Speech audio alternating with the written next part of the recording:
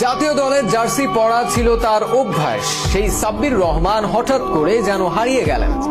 একসময় যিনি নিয়মিত জাতীয় দলের জার্সি গায়ে খেলতেন, সেই সাব্বিরকে এখন আর দেখা যায় না জাতীয় দলের জার্সি গায়ে, বরং তাকে এখন দেখা যায় দেশের এই প্রান্ত থেকে ওই প্রান্তে স্থানীয় ক্রিকেট টুর্নামেন্টে এক এক দলের হয়ে খেলতে।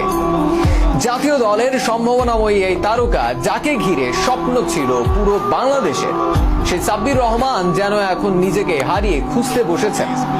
এর জন্য কে সবচেয়ে বেশি দায়ী? শুধুই কি সাব্বির একাই, নাকি ম্যানেজমেন্টও দায়ী সমানভাবে? চলুন বিস্তারিত আলোচনা করা যাক সেসব ব্যাপারে।